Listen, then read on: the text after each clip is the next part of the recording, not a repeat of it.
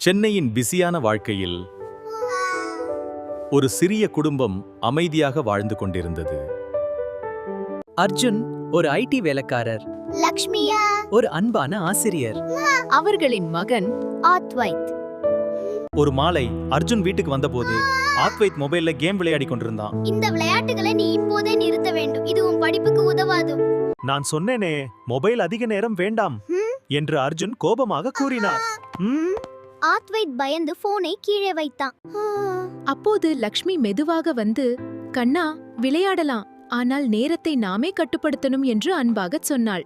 அடுத்த சில நாட்களில் ஆத்வைத் தானாகவே டைமர் வைத்து நேரம் முடிந்ததும் படிக்க ஆரம்பித்தான்.